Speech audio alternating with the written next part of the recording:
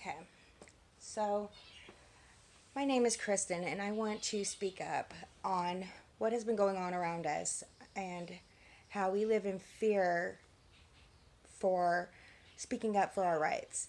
Now, we shouldn't. Everybody knows we shouldn't have to do that. It's freedom of speech, something that we're promised. Um, so I'm going to speak up on things that I've noticed because I grew up in the system and things that have personally happened to me and things you would never think that would happen to you or your loved ones. From prison, mental hospitals, jails, arrest, all that. So, if you, whether you agree or not, if you know it's wrong, please share this. Um, the only way to stop our rights from being violated is to speak up. So, that's what I'm going to do. I gave birth to my son in 2009 in the department. Well, I went in labor in the Department of Corrections. I gave birth to my son in the Audrain County Medical Hospital, and I struggled with toxemia. My blood pressure was 258 over 250, and I was given the Pitocin drip with no pain medications, no nothing. I could not breathe through my contractions. I ended up going unconscious, but the doctor who delivered my son,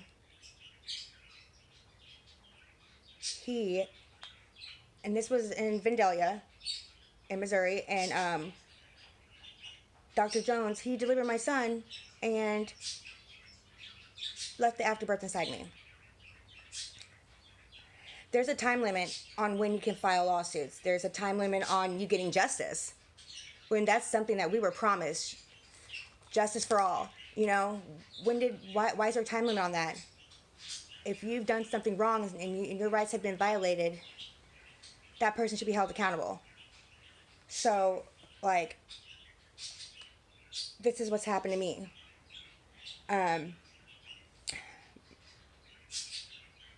The children's division, my kids got put in DFS, and their job is to reunify us and offer you all the resources you can to be a better parent. That's not what happened. They violated my rights. There's sections that they're supposed to go by. There's guidelines. There's protocol. And it's not enforced. The children's division is a legal line of human trafficking children. And if you don't know your rights and you got DFS involved, you lose your child. There's a price on every child due to their race and ethnicity. You know, the mental health, it's ridiculous that the amount of abuse that happens to people who are mentally disabled. They're secluded and separated from population, out of sight, out of mind, right? So you don't notice the things that are going on. You know, there's a time limit on how much segregation time a mentally disabled person does. It's not enforced. I was refused to be able to file a PREA, which it protects against rape and everything in the institutions. And that's your right to file, you know, to ensure that you get justice. I was refused that. I was refused medical attention. I was tased 4 times. My pants were down, genitals exposed, private parts, you know, with a male officer between my legs. I could not report that. I was refused to wipe after going to the bathroom, toilet paper. I was separated from the inmates for almost a full year. And I was placed in a cell with no working toilet with feces in it and urine. I was placed, a bag was placed over my head with the officer's foot on top of my back because of the charges that I came in on. They felt like me going to jail was not just justice for them because I messed with one of their officers. So assault on special victims, what I went in on. I got assaulted in my time there. His words, bite another officer, bitch. You don't know if I'm guilty of that. Regardless if I was, you're acting out in hatred. It's crazy when you fear your life and you don't you're fearful of reporting something because of the retaliation you're going to get from the police department. I It's mind blowing. It really is, and it's sad because there's no justice. There's no enforcing our rights. There's no upholding anything because the government's so corrupt. They keep themselves separated from us. They think you do drugs, you're a criminal, you're in poverty. We don't matter. All lives matter, every bit of them. And I have siblings with mental health disorders, severe ones. My sister went in on a 120 shock in the Department of Corrections. Her memory's bad. She can't process things right. She's paranoid schizophrenic. She lost her 120 and ended up serving 3 years and did almost every bit of it in ADSAG.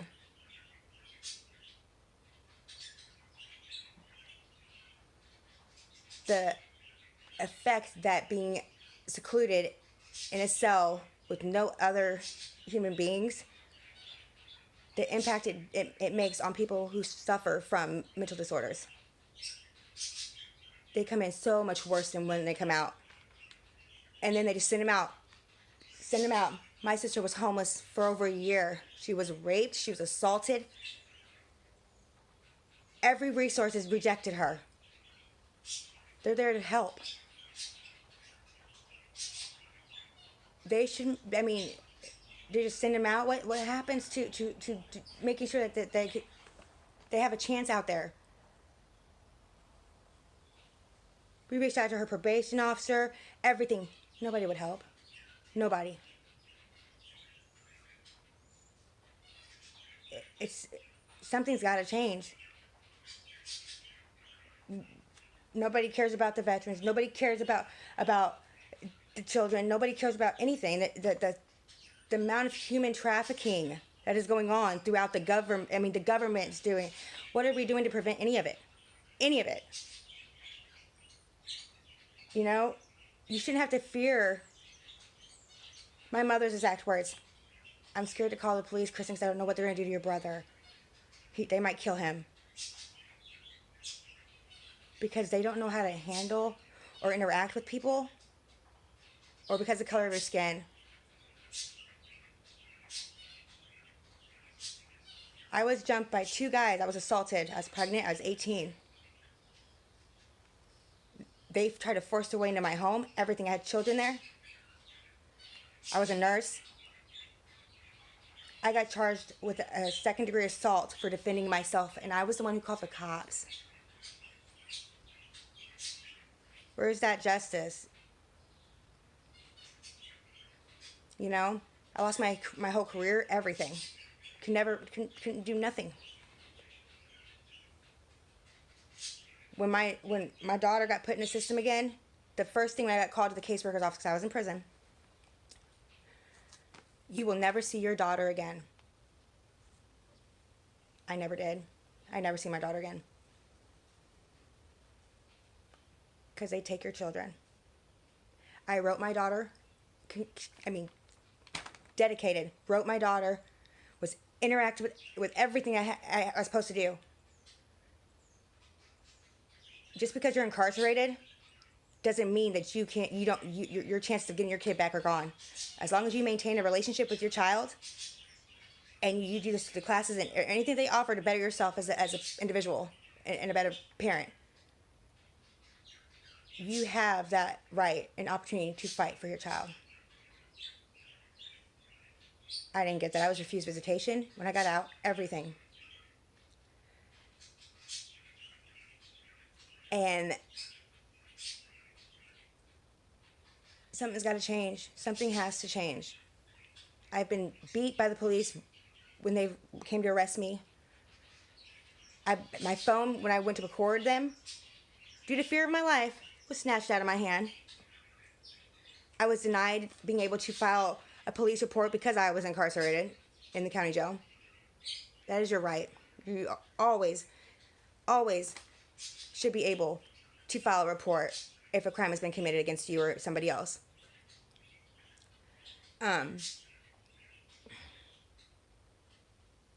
Our rights were promised to us. Justice was promised to us. When why aren't the government officials being held accountable for their actions? Why isn't the prisons being held accountable? Why aren't the hospitals? The hospitals are working with people involved in human trafficking. Hospitals are working with the police department, drugging and locking people away in mental hospitals because they reported a crime. I went to the police to report human trafficking and got locked away. Got shot in my butt and put in a mental hospital.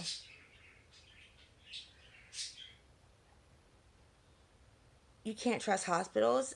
You can't trust the police. You can't trust the justice system. Department of Justice.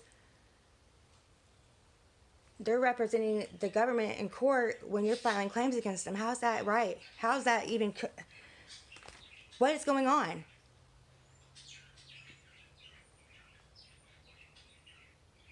These people are meant to ensure our rights. Meant to make sure that everything is upheld. But it doesn't apply to them, right? It does. If you want to change, we got to start with taking initiative, holding people accountable, fighting to hold them accountable. You know, I'm tired. You got to be tired, right? Just because it's not personally affecting you, it should matter. Compassion, right? Compassion for human life. Compassion, period. If it's not affecting you, it might affect your kids or their kids. You want a safer place for your kids, right? They're our future too. It's right. You know, I don't know how else to stress this, that we got to make a change. We're destroying ourselves, and we need a new government. We need a new government.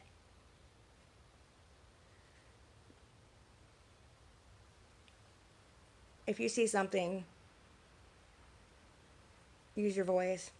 You know, speak up on it. Some people don't know what's going on, and then the other people, they do. They don't want to get involved. I mean, you're taking on a pretty big battle. But one voice can make a difference. Many can make a change, a big change. You know, how many people out there have lost their kids to the system? And they did everything. You know, these are our children. We live in this world. We need more resources. We need a strong, good government. I mean, ensure our rights, uphold them. Everybody deserves it. You know, we unite, we stand up together. There's no limit to the things that we can do to change, to make this world a better place. Because if not, we're going to destroy ourselves. Thank you.